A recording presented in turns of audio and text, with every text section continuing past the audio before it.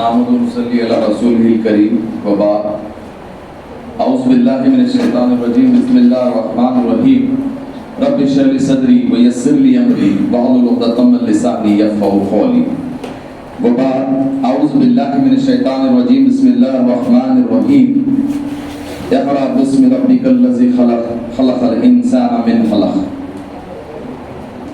तमाम तारीफ़ें उस अल्लाह अज़्ज़ व जल के लिए लायक व ज़ेबा है जिसने तमाम जहान को बनाया और उसको चला रहा है, और बेशुमार दरूद सलाम उसके आखिरी नबी जनाब मोहम्मद रसूलुल्लाह सल्लल्लाहु अलैहि वसल्लम पर। आज के हमारे इस जलसे की सदारत संभाले हुए Zakia ma'am, director Alia Urdu high school, और हमारी हेड मास्टर लईका अंजुम मैम, और हमारे एक और मेहमान खुसूसी फैसल अहमद खान साहब, मैं इनकी मौजूदगी में अपनी बात की शुरुआत करता हूँ। इससे पहले कि मैं यहाँ पर अपनी बात शुरू करूँ, मैं मुख्तसर, जैसा मैम ने मेरा तारुफ बहुत तफसील में कराया, लेकिन कुछ चीज़ें हैं जो मैं पहले अपने बारे में बताना चाहता हूँ। उसका मकसद ये है कि मैं मुख्तसर ये बताना चाह रहा हूँ कि मेरी जो जर्नी है, जो मेरा पूरा सफ़र रहा है, वो कैसा है।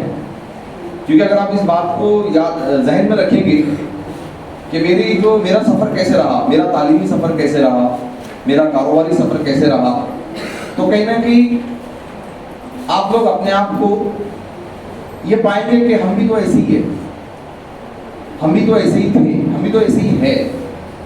जिस तरह आप इस प्रोग्राम में बैठे, मैं भी इसी तरह बैठा करता था। आज आप एक उर्दू स्कूल से आप तालीम हासिल कर रहे हो, मैंने भी उर्दू स्कूल से हासिल की थी।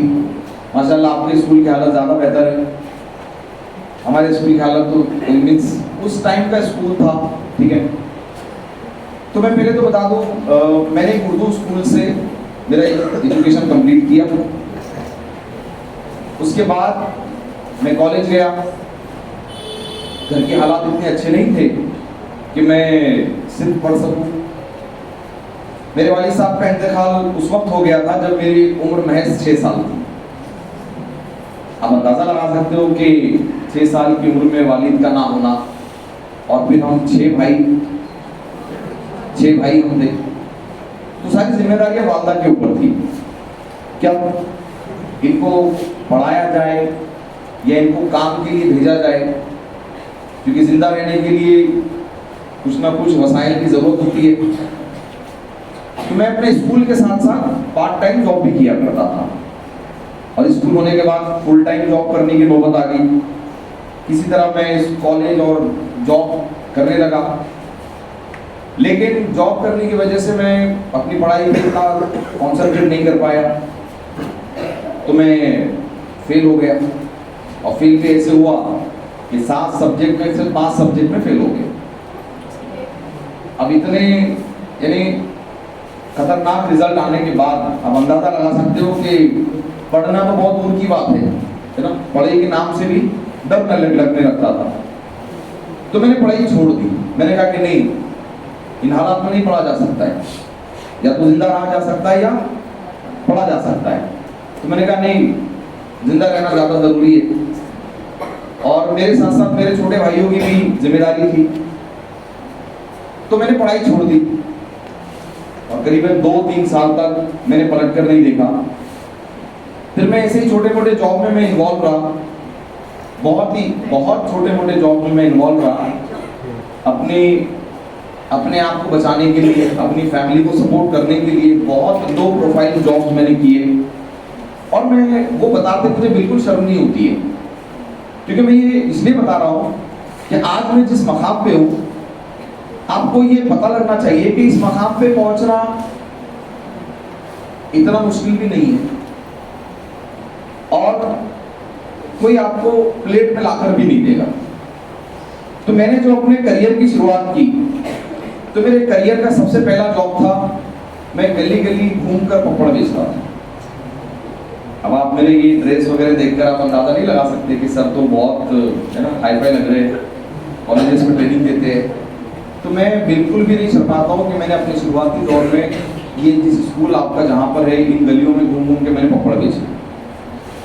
उसके बाद मैंने गैरेज पे भी काम किया है, मैं जूस सेंटर पे काम करता था, मैंने चप्पलों की दुकानों पे काम किए, मैंने कपड़ों की दुकान पे जॉब की।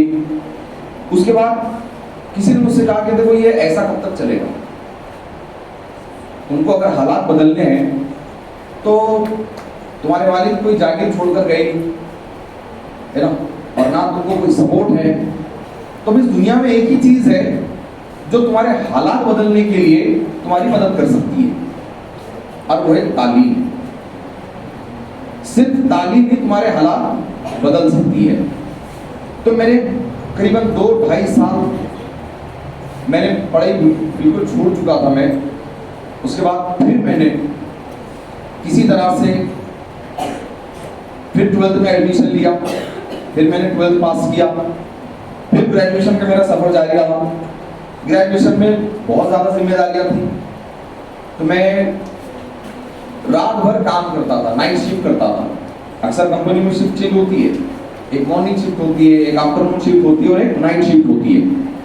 तो मैंने हमारी कंपनी को रिक्वेस्ट की कि मुझे कंटिन्यूअस नाइट शिफ्ट दी जाए, क्योंकि मुझे सुबह कॉलेज जाना होता है। और आप बिलीव नहीं करोगे, मैं करीबन 2.5 साल तक एक कंपनी में जॉब करता रहा और मुसलसिल नाइट शिफ्ट करता रहा। रात 8 बजे से मेरी शिफ्ट शुरू होती थी और सुबह 4 बजे खत्म होती थी। और सुबह 4 बजे मैं रेलवे स्टेशन से साइकिल पर कलेक्टर ऑफिस तक आता था। और किसी तरह 3 साल मैंने यही मामूल किया। मैं ग्रेजुएशन को पहुंचा। अब ग्रेजुएशन में मेरे तकरीबन सारे पेपर में पास कर चुका था, लेकिन एक पेपर जो है उसमें मैं फेल हो गया, जिसको हम अकाउंटिंग कहते हैं। अकाउंटिंग, मैंने कॉमर्स से बीकॉम किया है, तो मैं अकाउंटिंग में फेल हो गया। अब अकाउंटिंग में फेल इसलिए हो गया क्योंकि अकाउंटिंग मुझे इतनी आती नहीं थी। तो बाकी सब्जेक्ट्स मैंने इंग्लिश के बेस पे पास किए, बाकी सब्जेक्ट्स मैंने इंग्लिश के बेस पे पास किए कि आप पढ़ लो, एग्जाम में जाकर रिकॉल करो, आप एग्जाम पास कर सकते हो। लेकिन अकाउंटिंग ऐसा नहीं। अकाउंटिंग में आप चाहे कितने पेपर भर लो, जब तक फाइनल फिगर सही नहीं आता आपको कोई मार्क्स नहीं मिलते। बाकी थ्योरी पेपर्स में आपके पेपर्स देखकर भी मार्क्स मिल जाते, लेकिन अकाउंटिंग में ऐसे नहीं होता है। अकाउंटिंग में फाइनल फिगर सही आना चाहिए। तो आप अंदाजा लगाए, आपको ताज्जुब होगा कि मुझे मेरे बीकॉम फाइनल ईयर के अकाउंटिंग के पेपर में सिर्फ 1 मार्क मिला था। कितने मार्क मिले थे? सिर्फ 1 मार्क मिला था। अब अंदाजा लगा सकते हो फिर 1 मार्क मिलने के बाद अब मेरी क्या हालत हुई होगी। यानी किसी को अगर 20-25 मिले तो वो और 10-15 बढ़ाने की कोशिश कर सकता है। मुझे 1 मार्क मिला और फिर मैंने पढ़ना छोड़ दिया। फिर मेरा 2 साल का गैप हो गया। तब फिर मुझे समझ आया कि नहीं, यानी इतने साल हमने मेहनत की और अब अगर ऐसे छोड़ देंगे तो नहीं चलेगा।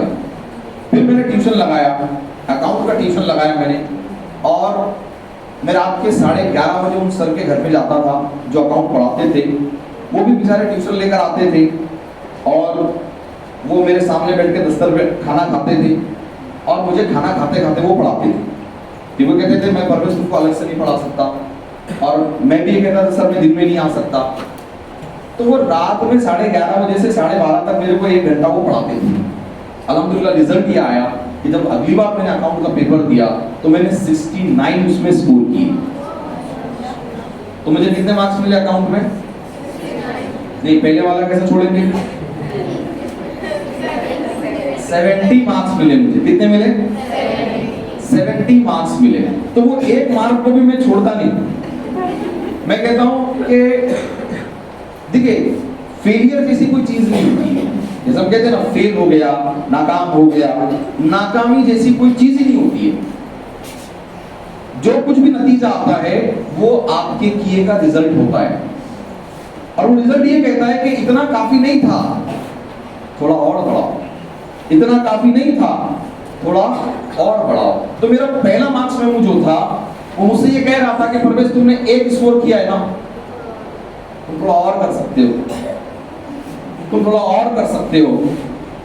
फिर मैंने ट्यूशन लगाया और फिर मुझे 69 मार्क्स मिले। आप अगर मेरे ऑफिस आओगे, मेरी क्लास पर आओगे, तो मैंने बहुत सारे सर्टिफिकेट लगा के रखे हैं और उन सर्टिफिकेट के बीच में मैंने वो मार्क्स मेमो भी लगा के रखा है जिसमें मुझे 1 मार्क मिला था। अब अक्सर लोग कहते हैं सर ये मार्क्स मेमो कौन फ्रेम करके लगाता है? मैं कहता हूँ ये वो 1 मार्क है जिसने मुझे जिद दी, ये वो 1 मार्क है जिसने मुझे हिम्मत दी कि तुम अगर 1 मार्क ले सकते हो तो तुम और 69 ले सकते हो। तो मैंने अपने पास वाले सर्टिफिकेट नहीं लगा के रखे क्लास में, मैंने मेरे फेल वाला वो जो 1 मार्क मिला वो आज भी मैंने फ्रेम करके अपने क्लास में लगा के रखा है। और मैं हर बच्चे को पूछता हूँ कि बताओ तुमने कभी जिंदगी में 1 मार्क लिया है किसी सब्जेक्ट में? वो कहते हैं नहीं सर नहीं लिया है। तो मैं कहता हूँ देखो मैं तुम्हारा टीचर, तुम मेरे से बेहतर हो।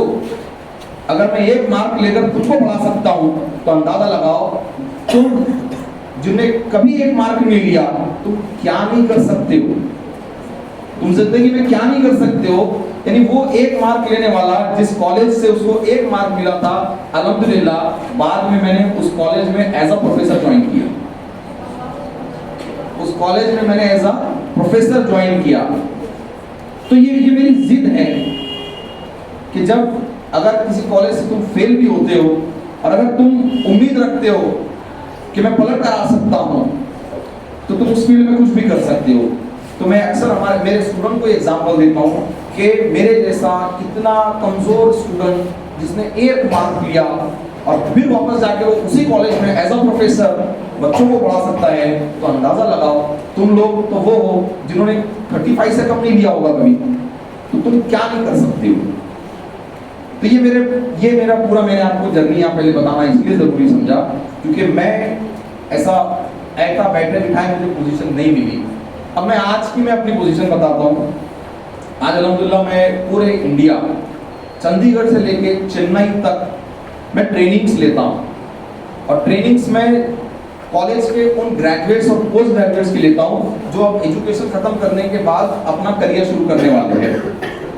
मैं कंपनीज के बड़े बड़े सीईओज, मैनेजर्स और डायरेक्टर्स को ट्रेनिंग देता हूँ कि अपने बिजनेस को कैसे कामयाबी के साथ चलाया जाए, कम्युनिकेशन कैसे करते हैं, डिसीजंस कैसे लेते हैं, लीडरशिप क्वालिटी कैसे डेवलप करते हैं। मैं आज अल्हम्दुलिल्लाह पूरे इंडिया में 200 से ज़्यादा कॉलेजेस को और करीबन 15 मेरी बड़ी कंपनीज है, मैं जिनके ओनर्स को, उनके एम्प्लॉइज को मैं ट्रेनिंग देता हूँ कि how to be successful in life. तो अंदाजा लगा सकते हो कि 1 मार्क लेने वाला ये कर सकता है, तो आप में से किसी ने कभी लिया 1 मार्क? तो आप क्या नहीं कर सकते हो, आप बहुत ज्यादा आगे बढ़ सकते हो। ठीक है, तो ये मेरा मुख्तसर से तारुफ।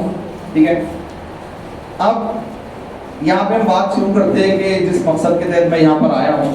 हम पिछले 2 महीने से कैंपेन चला रहे हैं और उस कैंपेन का नाम है प्री एग्जाम माइंडसेट। और इस कैंपेन के तहत हम कई स्कूल्स हम लोग गए, कई स्कूल्स में हमने प्रोग्राम्स लिए और वहां पर स्टूडेंट्स से हमने खिताब किया और 3 चीजों पे हमने बात की। 3 चीजें। सबसे पहले कि आपका ये 10th स्टैंडर्ड जो है, 10वीं का साल, इसकी अहमियत क्या है।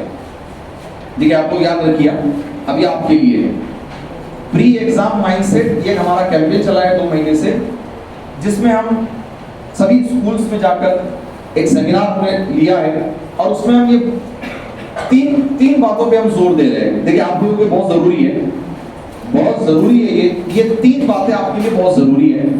ठीक है, सबसे पहले 10वीं के एग्जाम की क्या अहमियत है। दूसरा, 10वीं के एग्जाम की तैयारी करते वक्त क्या परेशानियां आती है। और तीसरा, इन डिफिकल्टीज को, इन परेशानियों को कैसे हैंडल करें, कैसे ज्यादा से ज्यादा एग्जाम में स्कोर करें, कैसे ज्यादा से ज्यादा अपना परसेंटेज बढ़ाए। ये 3 टॉपिक्स पर हम बात करते हैं। ठीक है, तो वही 3 टॉपिक मैं आपके सामने भी रखूंगा। सबसे पहले तो 10वीं का आपका जो साल है ये क्यों अहम है, ये एग्जाम क्यों इतना इंपॉर्टेंट है, तो इसकी कुछ वजूहत है। कि 10वीं का जो आपका एग्जाम है, सबसे पहले तो ये पहला ऐसा एग्जाम है जिसको हम नेशनलाइज एग्जाम कह सकते हैं, जिसमें अब आपका कंपटीशन सिर्फ अपने स्कूल लेवल पर नहीं होता है, बल्कि स्टेट लेवल पर और कंट्री लेवल पे आपका मवाजना होता है, आपका कंपैरिजन होता है। और ये पहला एग्जाम है जिसमें अब एजुकेशन बोर्ड, सरकारें इसमें इन्वॉल्व होती है, ठीक है। वरना ये वही एग्जाम है जो आपका 8-9 वाला एग्जाम था, ये भी वही एग्जाम है। 7, 8, 9 में जो एग्जाम दिया था वो भी एग्जाम है। सिर्फ इस एग्जाम को अब ज्यादा सीरियस लिया जाता है, हुकूमतें और बोर्ड इसमें ज्यादा इन्वॉल्व होती है, ठीक है। वो क्यों? क्योंकि ये एग्जाम अब यहां से आपका जो आगे का करियर है वो डिसाइड होगा। क्योंकि हम जानते हैं कि आप चाहे कोई कॉलेज पसंद करते हो कि मुझे ये कॉलेज जाना है, मुझे ये कोर्स में एडमिशन लेना है, लेकिन आप अपनी मर्जी से नहीं ले सकते। कौन डिसाइड करेगा आपका कॉलेज और आपकी स्ट्रीम? आपका परसेंटेज डिसाइड करेगा, ठीक है। तो आपका यहाँ पर 10वीं का इंपॉर्टेंस ये भी है कि अब यहाँ से आपका जो करियर ट्रैक है वो आपका 10वीं का रिजल्ट डिसाइड करेगा, ठीक है। इससे पहले ऐसे नहीं था। इससे पहले ऐसे था क्या कि आपके 6वीं का इतना परसेंटेज आया तो 7 जाओगे, उससे ज्यादा आया तो डायरेक्ट 9th में चले जाओगे, और उससे थोड़ा ज्यादा आया तो 6, 7 के बाद डायरेक्ट 10th में चले जाओगे। ऐसा कुछ था नहीं था। इसका मतलब अभी तक जितने आपके एग्जाम हुए उसमें आपका परसेंटेज बहुत ज्यादा फर्क नहीं कर रहा था, लेकिन अब करेगा। अब करेगा यहां से। अब सिर्फ पास होना काफी नहीं है, आपको अच्छे नंबर से पास होना है।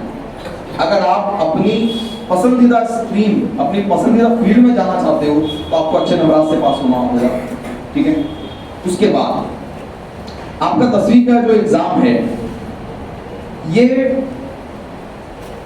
तय करता है कि आपको आगे पढ़ाया जाए या नहीं पढ़ाया जाए। ये बड़ा इंपॉर्टेंट है ना। यानी आप पढ़ना चाहते हो, आप पढ़ना चाहते हो, लेकिन अगर आप आपके पेरेंट्स की उम्मीद के मुताबिक अगर स्कोर नहीं करते हो, आपके पेरेंट्स की उम्मीद के मुताबिक अगर आपके नतीजे नहीं आते हैं, तो मुझे बताइए क्या पेरेंट्स आपको आगे पढ़ाने की ख्वाहिश जाहिर करेंगे? नहीं करेंगे। खास तौर से हमारे माशरे में तो ये मामला है, लड़का अगर फेल हुआ तो सीधा गैरेज, और लड़की फेल हुई तो शादी कर दो इसकी, है ना। तो ये इस एतबार से 10वीं का एग्जाम बड़ा इंपॉर्टेंट है कि अगर आप आगे पढ़ना चाहते हो, अगर आप आगे अपना करियर पढ़ाई के बिना पर बनाना चाहते हो, तो आपको 10वीं में अच्छे नंबर से पास होना पड़ेगा, है ना। हमारे टाइम पे कहा जाता था कि अगर तुम पास होगे तो 2 व्हीलर, फेल होगे तो 3 व्हीलर। बच्चे परेशान हो जाते थे, ये क्या बात नहीं, पास होने वाले को 2 व्हीलर और फेल होने वाले को 3 व्हीलर। तो 3 व्हीलर क्या था? वो रिक्शा। यानी वो खुश होने का मकाम नहीं था, वो डरने का मकाम था, ठीक है। तो इस एतबार से 10वीं का एग्जाम इंपॉर्टेंट है कि आगे अगर आप पढ़ना चाहते हो तो आपको अपने घर वालों को उम्मीद दिलानी होगी कि I am very serious about my studies, please continue my education, please मेरा एजुकेशन कंटिन्यू करिए। क्योंकि आप लाख रोले, आप लाख गिड़गिड़ा ले, आपके पेरेंट्स को सिर्फ एक ही चीज सेटिस्फाई कर सकती है, वो है आपका 10वीं का नतीजा। क्योंकि पेरेंट्स भी कई सालों से आपके ऊपर मेहनत कर रहे हैं, ठीक है। और अगर आपके नतीजे उनके मर्जी के मुताबिक नहीं आते हैं तो मुझे बताइए किस उम्मीद में आपको आगे बढ़ाएंगे। हम अक्सर कहते हैं लंगड़े घोड़ों पे दांव नहीं लगाया जाता। लंगड़े घोड़ों पे दांव लगाया जाता क्या? यस बॉयज, ये माइक बॉयज के मेरे बीच में आ जाता है। मुझे बताइए लंगड़े घोड़ों पे कभी कोई दांव लगाता है क्या? आपने घोड़ों की रेस देखी होगी टीवी पर, है ना। उसमें उसी घोड़े पे पैसे लगाए जाते हैं जो सबसे आगे दौड़ रहा होता है। कभी कोई तरस खाकर ये कहेगा कि नहीं देखो वो पीछे वाला घोड़ा बेचारा लंगड़ा है, मैं उस पे लगाता हूँ। कभी ऐसे होगा? नहीं होगा। तो यहाँ आपके पेरेंट्स पिछले 10 साल से जो वो मेहनत कर रहे हैं, आपकी पढ़ाई का वो बोझ उठा रहे हैं, और उसके बाद अगर आप फेल होते हो या कम नंबर से पास होते हो, अब उनको क्या उम्मीद है कि इसको आगे बढ़ाया जाए। तो इस एतबार से भी 10वीं का एग्जाम आपका बहुत इंपॉर्टेंट है, ठीक है। अब इसमें आप जिस स्कूल से पढ़ के निकलते हो, देखिए जिस स्कूल से आप पढ़ के निकलते हो उस स्कूल का परफॉर्मेंस भी आपके रिजल्ट पे जज किया जाता है, सही है ना? आपके स्कोरिंग के मुताबिक आपके स्कूल का जो रिजल्ट है उसका परफॉर्मेंस आपके रिजल्ट में जज किया जाता है। चाहे स्कूल ने लाख मेहनत की हो, चाहे टीचर्स ने दिन रात मेहनत की हो, चाहे टीचर्स अपनी लिमिट से आगे जाकर आपके ऊपर मेहनत करें, लेकिन स्कूल का और टीचर का परफॉर्मेंस भी आपके नतीजों पे जज किया जाता है। तो मुझे अंदाजा लगाइए कि स्कूल ने और टीचर ने लाख मेहनत की, लेकिन अगर आपके नंबर अच्छे नहीं आए तो आपके साथ साथ आपके टीचर्स और आपके स्कूल्स की भी बदनामी होगी, उनकी मेहनतों पे भी सवाल उठेंगे। तो इस एतबार से भी आपका 10वीं का एग्जाम इंपॉर्टेंट है कि ये सिर्फ आपका रिजल्ट नहीं है, ये आपके स्कूल और आपके टीचर का रिजल्ट है। उसके बाद यहाँ पर जैसा कि मैं यहाँ पर आया हूँ, हम पिछले 2 महीने से कैंपेन चला रहे हैं। सोशल सेवन फाउंडेशन, आपको याद होगा कि एजुकेशन एक्सपो जो आमखास में लगा था वो हमारी ऑर्गेनाइजेशन ने लगाया था। उसमें हमने सिर्फ एजुकेशन से रिलेटेड हमने 7 दिन तक उसमें प्रोग्राम्स लिए, किसी को कोई चार्ज नहीं किया। उसके बाद हम 2 महीने से अभी हम कैंपेन चला रहे हैं। तो हमारा क्या मकसद है? क्या आपसे हमको कुछ फीस चाहिए? क्या आपसे हमको कोई चार्जेस चाहिए इसके बदले? क्या हम किताबें बेच रहे हैं? क्या हम बैग बेचने वाले हैं? क्या हम यूनिफॉर्म बेचते हैं कि यहाँ आकर हम एडवर्टीजमेंट करेंगे? हमको क्यों पड़ी कि हम आकर बार बार स्कूल्स में जाकर स्टूडेंट्स को हम क्यों बार बार याद दिला रहे हैं कि पढ़िए पढ़िए, ज्यादा मार्क्स लेकर आइए? इसके पीछे हमारा मकसद यही है कि आप अगर पढ़ लिख कर आगे बढ़ेंगे तो जिस तरह आज हम अपनी कौम के बच्चों की रहनुमाई कर रहे हैं, कल चल के आप में से कोई हमारे बच्चों की रहनुमाई करेगा। तो इसके पीछे हमारा ही मकसद है कि आज समाज ने हमको दिया, हम समाज को वापस देने की कैपेसिटी रखते हैं अल्हम्दुलिल्लाह।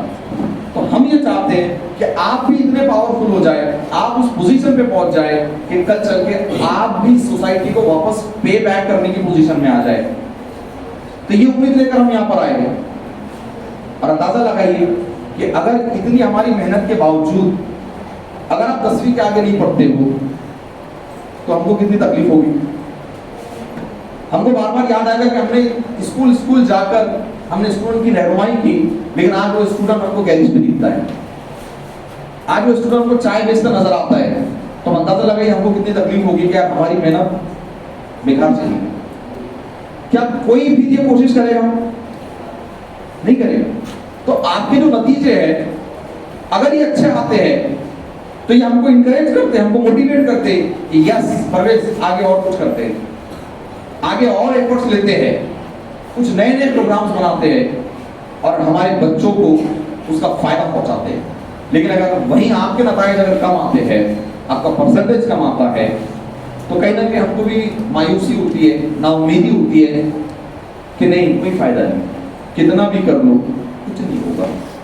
तो ये आपके नतीजे हैं। अच्छा, इसका नुकसान किसको होगा? अब आपके पीछे से आने वाली जो नस्ल है, आपके पीछे से जो आने वाली बैच है, उसको इसका नुकसान होगा। कहीं ना कहीं वो हमारी रहनुमाई से महरूम रह जाएंगे क्योंकि हम आपके नतीजों से मायूस हो गए और हमने अपना जो कैंपेन है, अपना जो मिशन है, उसको हमने रोक दिया। तो आगे आने वाले बच्चों का भी नुकसान होगा और उसके लिए जिम्मेदार कौन होगा? आप लोग। अब इसमें एक जो मेरा ऑब्जर्वेशन रहा कि एक और तबका है जो आपसे उम्मीद लगाए बैठा है, और पता है वो कौन सा तबका है? जिस बस्ती से आप निकलते हो, आप यूनिफॉर्म पहनकर, अपना बैग लेकर, पॉलिश किया हुआ शूज पहनकर स्कूल की तरफ आते हो, उसी बस्ती से एक और बच्चा निकलता है, गंदे मैले कुचैले कपड़े, टूटी हुई चप्पल, हाथ में उसके पपड़ की टोकरी, लब्दों का भगोना, है ना, या पेप्सी का वो कैन, वो भी स्कूल की तरफ आता है। आप स्कूल के अंदर आते हो, क्लास में बैठते हो और पढ़ना शुरू करते हो।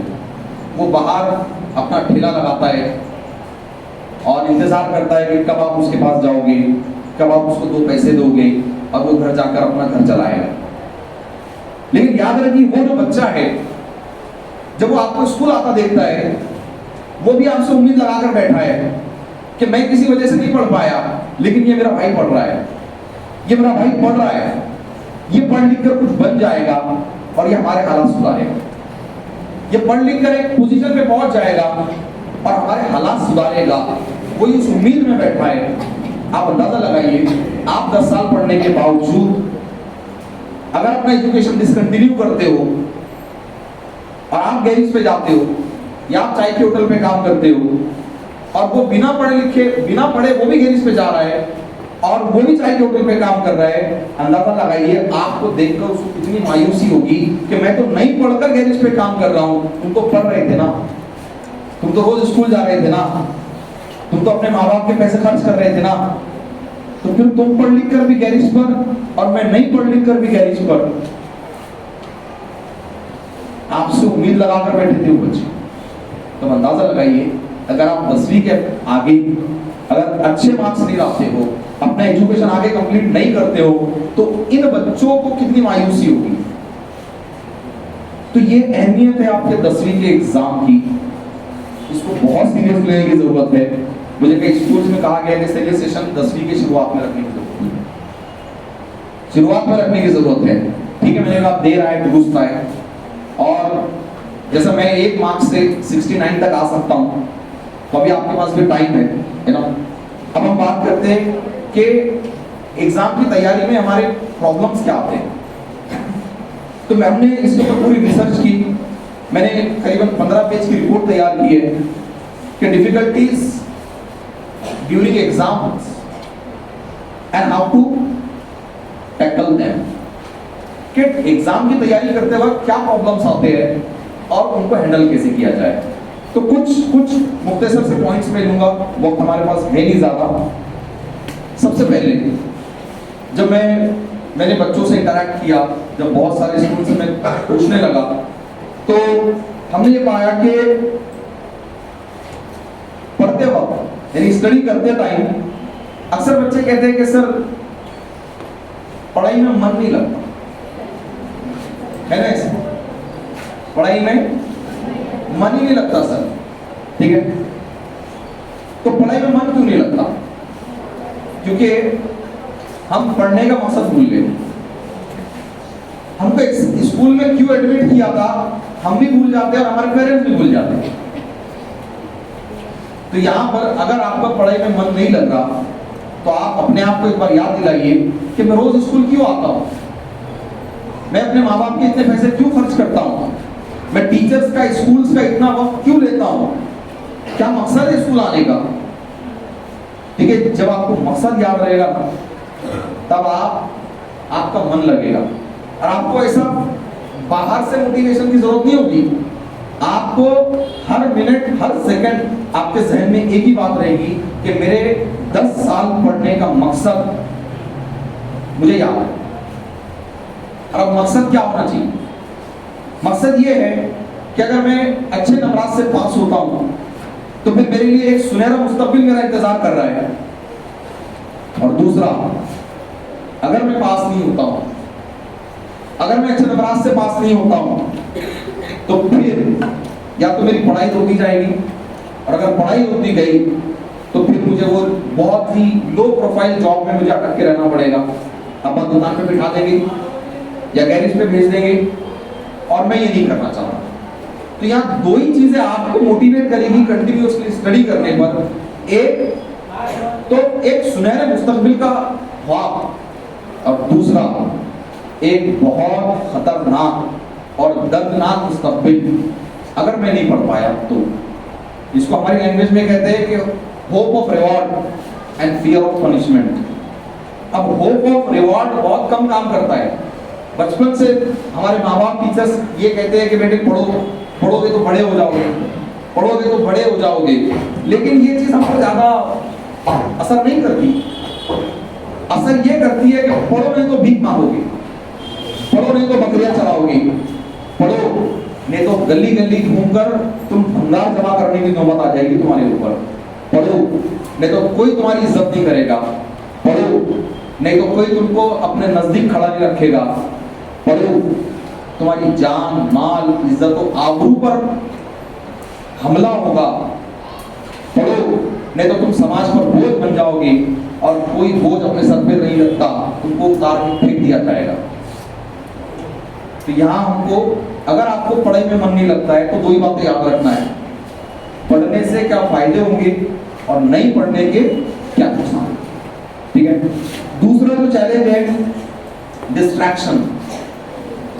पढ़ना तो चाहता हूं मैं, लेकिन मेरे अतराफ पे बहुत सारा डिस्ट्रैक्शन है ना। सबसे बड़ा डिस्ट्रैक्शन टीवी, मोबाइल, है ना। वो गैर जरूरी दोस्त जो कहते हैं क्या कर रहा है, कुछ नहीं, चलाते है ना। आपको पूछते क्या कर रहा है, आप बोलते कुछ नहीं, चलाते, गोश्त लाते। अब गोश्त उसका लाना है, आप उसके साथ जाते हैं, आधा घंटा लाइन में खड़े रहते, जाने का आधा घंटा, आने का आधा घंटा, उसने ले लिया आपका 1.5 घंटा। ठीक है। और आपको एक बोटी भी नहीं देता,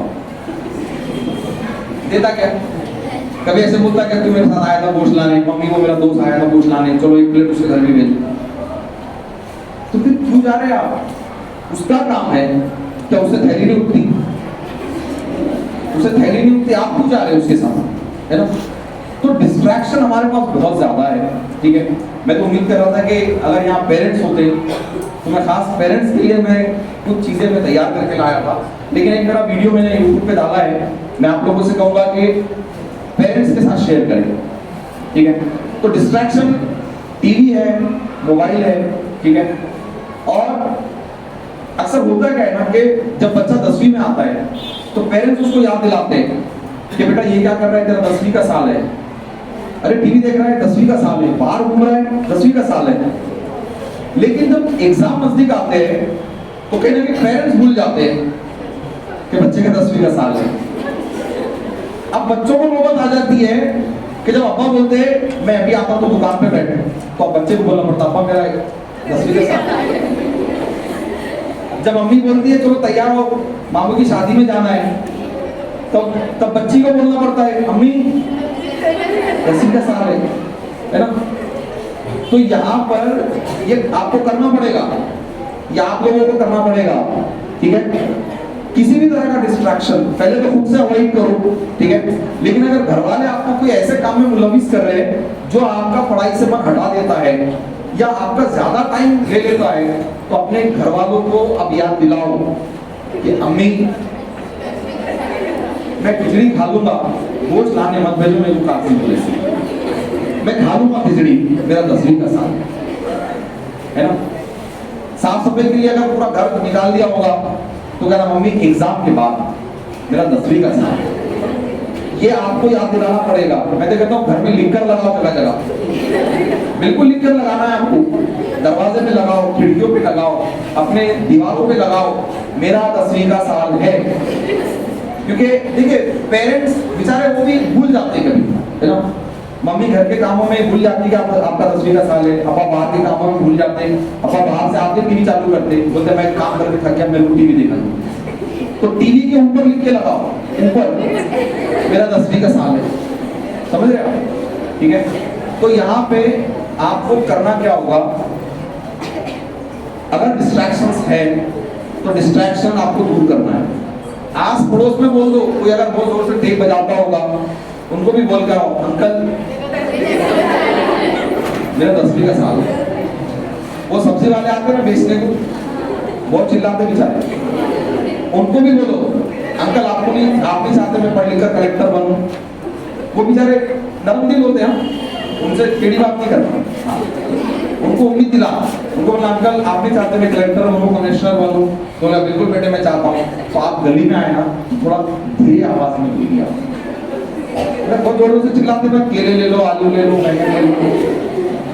तो आपको यहाँ से क्या करना पड़ेगा, जब तक आपके एग्जाम चल रहे हैं आपको हर उस इंसान को ये बोलना पड़ेगा कि प्लीज मुझे किसी और काम में मुलविस ना करे, मेरा 10वीं का साल है। ठीक है। चलिए इसके बाद ये तो अगर डिस्ट्रैक्शन, उसके बाद अब स्टडी में आप लोगों को डिफिकल्टीज आती है कि अक्सर स्टूडेंट कहते हैं कि सर याद नहीं रहता, है ना, याद नहीं रहता। ठीक है। या पढ़ने में जो है सब्जेक्ट बोरिंग है, है ना। ये दो इशू आपके हैं, एक तो याद नहीं रहता या सब्जेक्ट बोरिंग है। तो यहाँ करना क्या पड़ेगा आपको, सबसे पहले जितने आपके सब्जेक्ट्स है उसको पूरा रिवाइज करो। जिस सब्जेक्ट में आपको ज्यादा डिफिकल्टीज है उस सब्जेक्ट के टीचर से कंसल्ट करिए आप और अपने डाउट्स पहले क्लियर करो, ठीक है।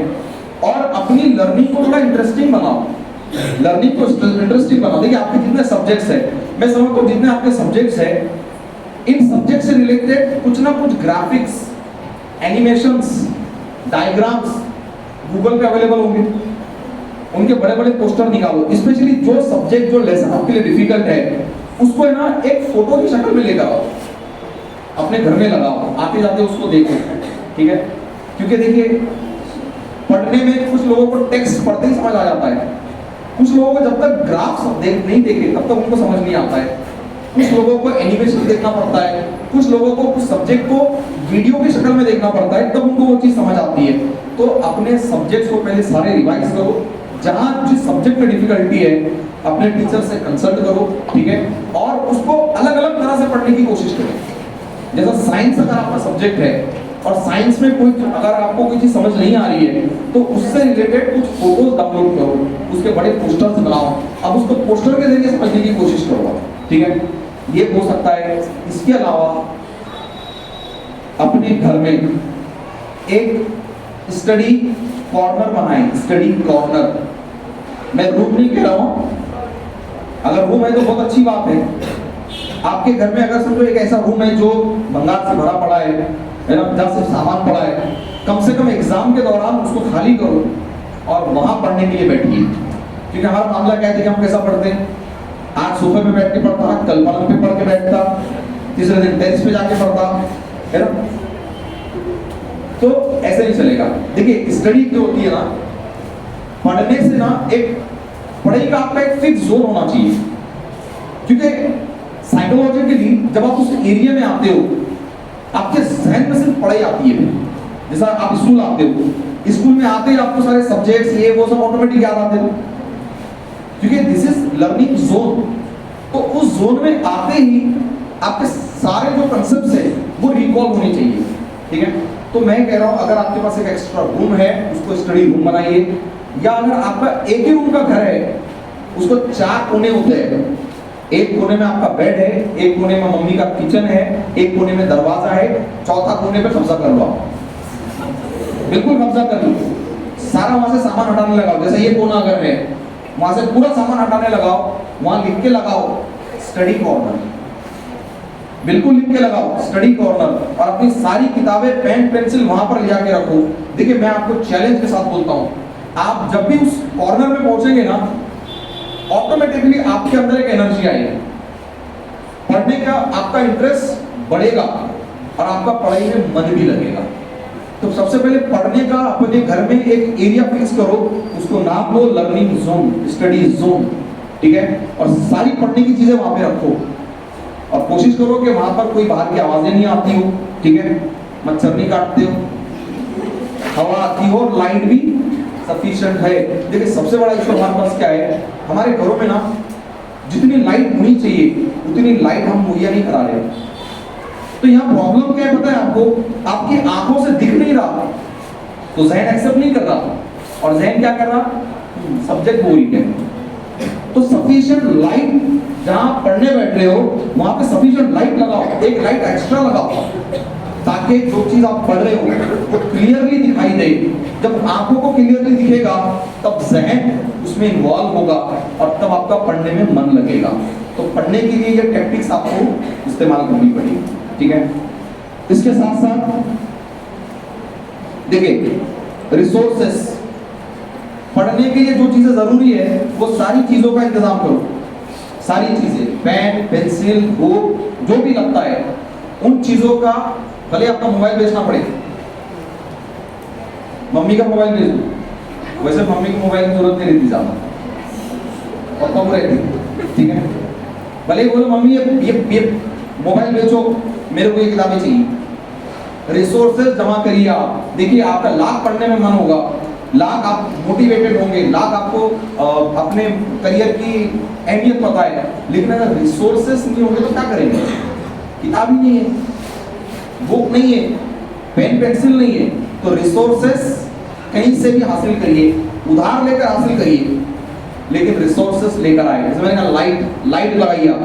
आप जहाँ पे भी घर में पढ़ते हो और अगर लाइट कम है, जिद करो अब्बा से, जिद करो मेरे को एक एक्स्ट्रा लाइट लगा के दो यहाँ पर। फिर अगर नहीं माने तो मेरा 10वीं का साल है। क्यों पढ़ रहा हूं मैं बार बार? क्योंकि देखिए आपके पेरेंट्स भी पिछले 10 साल से ये उम्मीद लगा के बैठे हैं कि पढ़ लिख के कुछ करेगा, पढ़ लिख के कुछ करेगा। यानी उनके लिए ये 10 साल से इन्वेस्टमेंट था, अब उनको रिटर्न मिलने वाला है। तो उनको भी कहीं ना कहीं एहसास होगा कि हाँ इस 10वीं का साल है, कहीं से वो कुछ तो करेंगे, उधार लेकर आ जाएंगे, लेकिन आपकी जरूरत पूरी करेंगे। ठीक है, तो रिसोर्सेस जमा करिए। इसके बाद सबसे इंपॉर्टेंट जो डिफिकल्टीज हमको आती है स्टडी में, वो है लैक ऑफ सफिशिएंट टाइम, है ना। अक्सर बच्चों का बहाना होता है सर टाइम ही नहीं मिलता, टाइम नहीं मिलता। ठीक है, तो टाइम मैनेजमेंट एक कंसेप्ट होता है, ठीक है। अब हम उसको कहते हैं टाइम मैनेजमेंट, बट एक्चुअल में वो होता है टास्क मैनेजमेंट। ठीक है, टास्क मैनेजमेंट क्या होता है? आपके पास 4 तरह के काम है। Listen very carefully. देखिए अभी एग्जाम के दौरान आपको टाइम कैसे मैनेज करना है, 4 तरह के काम होते हैं। आप लिख सकते हो तो लिख लो, 4 तरह के काम होते हैं। ठीक है, पहला काम वो होता है जो इंपॉर्टेंट भी होता है और अर्जेंट भी होता है। इंपॉर्टेंट भी होता है और अर्जेंट भी होता है, यानी करो या मरो की सिचुएशन, करना ही पड़ेगा, छोड़ने का ऑप्शन नहीं है। ठीक है, ये काम क्या है? एग्जाम आ गया। अब तो वो सिचुएशन वही आई हुई है कि करो या मरो की सिचुएशन है। एग्जाम की पढ़ाई करना अर्जेंट भी है और इंपॉर्टेंट भी है। ठीक है, तो इसको कैसे हैंडल करेंगे? Do it now. देखिए पहले तरह का जो काम है उसको हम कहते हैं डू इट नाउ, अभी करो, सब छोड़ो, अभी करो। ठीक है, दूसरा तरह का एक काम होता है जो इंपॉर्टेंट तो होता है लेकिन अर्जेंट नहीं होता है। ठीक है, अब ये कौन सा काम है? जैसे घर को कलर मारना है, इंपॉर्टेंट है लेकिन अर्जेंट है क्या? अभी नहीं है, बाद में भी मार सकते हैं। ठीक है, या फिर हम आज से 6 महीने पहले की बात करें कि 6 महीने पहले आपको पढ़ाई करनी है, एग्जाम से 6 महीने पहले, अर्जेंट नहीं है लेकिन इंपॉर्टेंट है ना। तो अगर आपने 6 महीने पहले इस स्टडी को अगर सीरियसली नहीं लिया तो फिर वो आगे चल के क्या हो जाता, वो काम पहली कैटेगरी में आ जाता, अर्जेंट और इंपॉर्टेंट। ठीक है, तीसरी कैटेगरी का काम, तीसरी कैटेगरी का काम अर्जेंट तो होता है लेकिन इंपॉर्टेंट नहीं होता है। अब ये कौन सा काम है? ये किसी और का काम, ये किसी और का काम। जैसे मामू की शादी में जाना है ना, उनके लिए इंपॉर्टेंट हो सकता है, मेरे जाने नहीं जाने से रुक रही क्या? मेरे जाने नहीं जाने से रुक रही क्या? नहीं। तो फिर ये काम क्या करेंगे आप? किसी और पे डाल देंगे। दुकान पे बैठना है, मेरे अलावा बड़ा भाई बैठ सकता है ना, उसको बोलेंगे तू बैठ, मेरे एग्जाम चल रहे हैं। ठीक है, अब्बा को बोलेंगे आप इतने एग्जाम होने तक मैं कहीं मत जाओ, आप ही बैठो। तो ये तीसरी कैटेगरी का काम क्या है? इंपॉर्टेंट तो हो सकता है, ठीक है, लेकिन आपके लिए नहीं, किसी और के लिए, तो वो काम किसी और को लगा दो।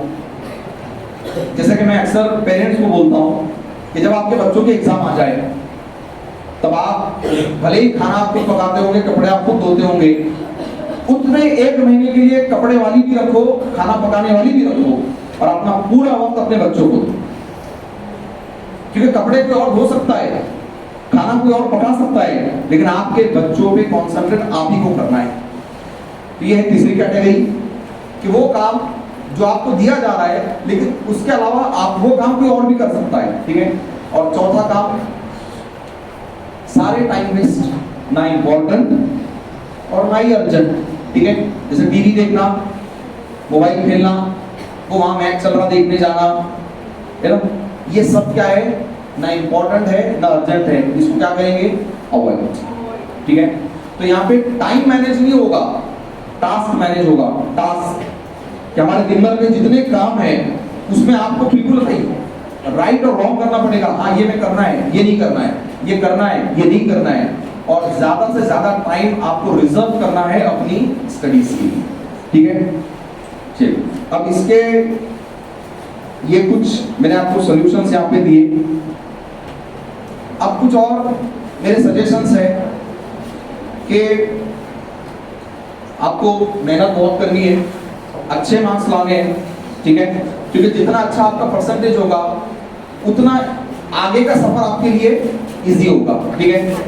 इसके बावजूद अगर किसी वजह से अगर मार्क्स कमाते हैं, अगर आप फेल होते हो, तो बिल्कुल पढ़ाई रोकना नहीं है, बिल्कुल पढ़ाई छोड़ना नहीं है, ठीक है। क्योंकि मैंने अपनी एग्जांपल दी ना, एक मार्क मैंने जिस कॉलेज से मुझे 1 मार्क मिला, वापस उसी कॉलेज में मैं एज अ प्रोफेसर बोल के मैंने पढ़ाया।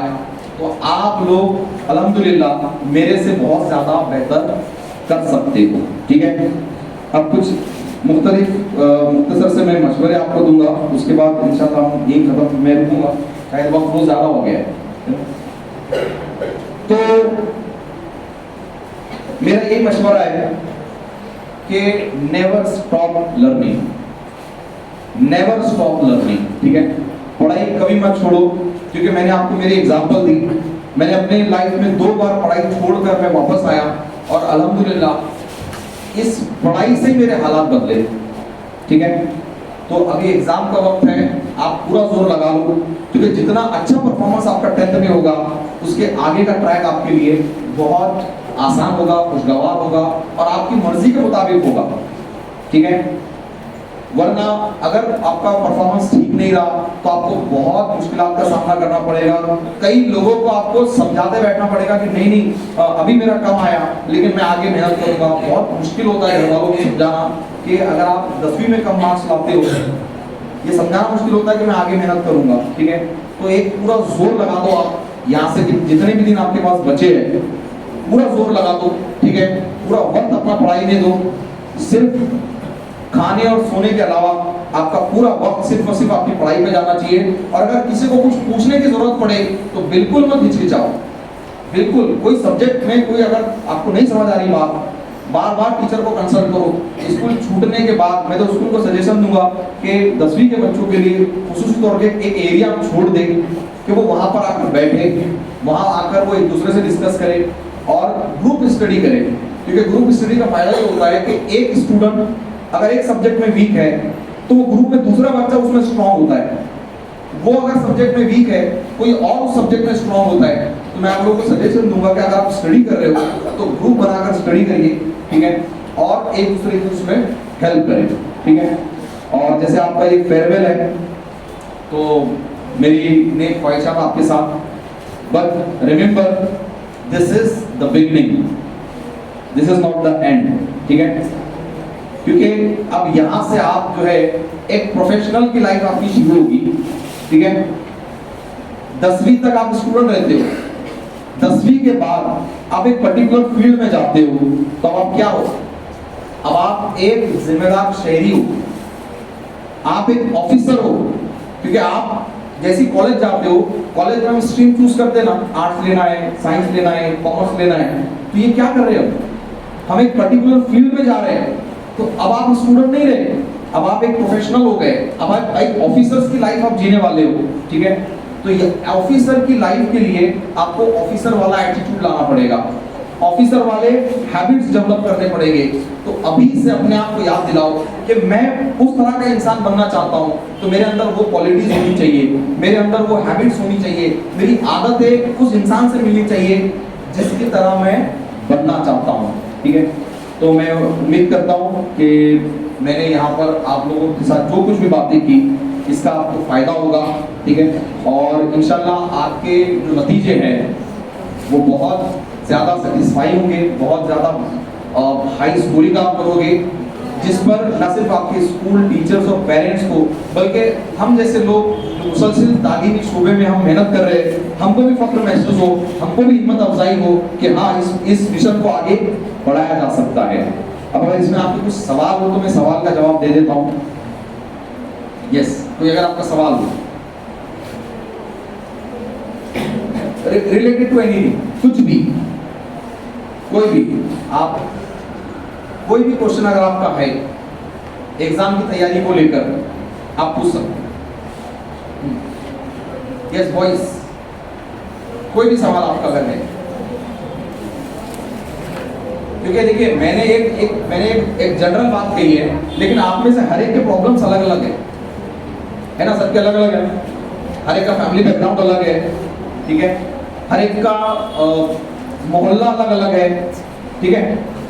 तो ठीक है, मैंने जितनी बातें की, मैंने एक समरी तैयार की। आपका अगर कोई सवाल है तो पूछ लो आप।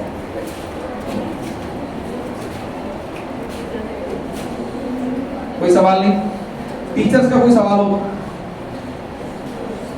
जी, टीचर्स का भी हो कोई सवाल तो पूछ सकते हो आप।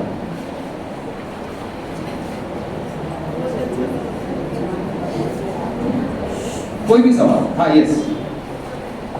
सर 3-4 सब्जेक्ट है जिसमें कंफ्यूजन चल रहा, 3-4 सब्जेक्ट है जो हमको हार्ड जाते, उसमें से फर्स्टली कौन सा पढ़ा? 3-4 सब्जेक्ट है जो आपको हार्ड जाते हैं, डिफिकल्ट जाते हैं, ठीक है।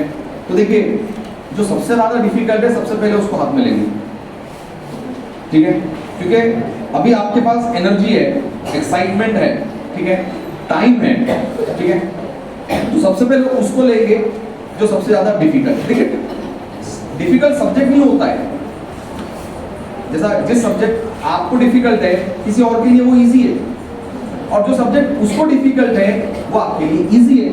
होता है ऐसे, होता है ना ऐसे।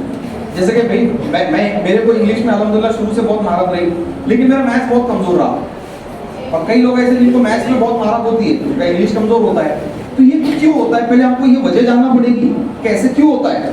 तुम्हें किससे पता चला कि प्रॉब्लम सब्जेक्ट में नहीं है, प्रॉब्लम हमारे अप्रोच में है, हमारे अप्रोच में कि हम उस सब्जेक्ट को किस नजरिए से देखते हैं, हम उस सब्जेक्ट को पढ़ने की कौन सी टेक्निक इस्तेमाल करते हैं, उस सब्जेक्ट को पढ़ने का हमारा वक्त क्या है, उस सब्जेक्ट को पढ़ने की हमारा जो स्टफ है, हमारी किताबें हैं, है ना, वो क्या है, और हम उस सब्जेक्ट को पढ़ते टाइम जो डिफिकल्टीज आती है उन डिफिकल्टीज को हम सॉल्व कैसे करते हैं। एक्चुअली हम करते क्या है कि जब भी कोई सब्जेक्ट में हमको एक बार प्रॉब्लम आया, हम उसको पेंडिंग करते चले जाते हैं, पेंडिंग हम पूछते नहीं है, इसलिए वो सब्जेक्ट हमारे लिए डिफिकल्ट होता है। अगर देखा जाए तो no subject is difficult subject, सिर्फ हमारा अप्रोच उसकी तरफ अलग होता है। जैसे आपका अगर मैं पूछूं आपका फेवरेट सब्जेक्ट कौन सा है?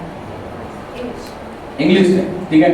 अब यहाँ ऐसे बहुत सारे लोग जिनके लिए इंग्लिश सर का दर्द है ना, तो मैं यही कहूंगा इंग्लिश सीखने के लिए जो रवैया आप इख्तियार करते हो, जो एनर्जी, जो एक्साइटमेंट, जो इंटरेस्ट आप डेवलप करते हो इंग्लिश के लिए, वो उन सब्जेक्ट के लिए भी आप डेवलप करिए। देखिए इंशाल्लाह वो सब्जेक्ट भी आपको इंग्लिश की तरह आसान लगेगा, ठीक है।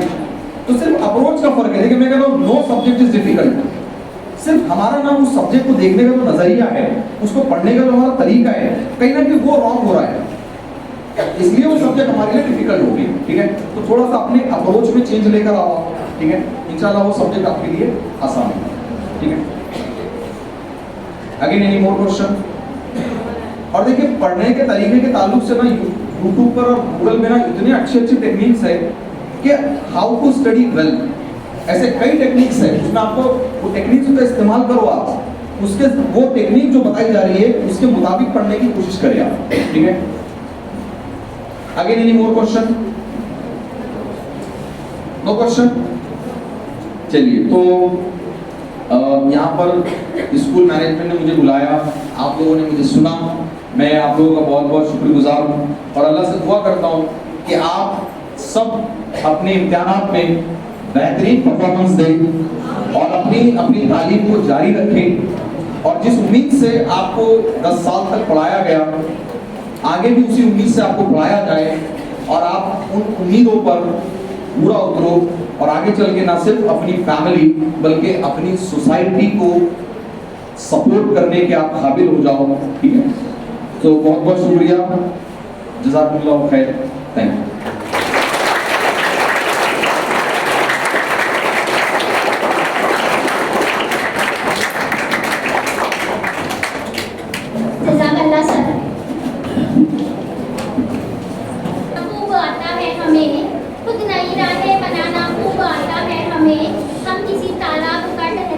पानी नहीं। अब मैं मेहमान खुसूसी मोहतरम फैसल अहमद खान सर से अफजल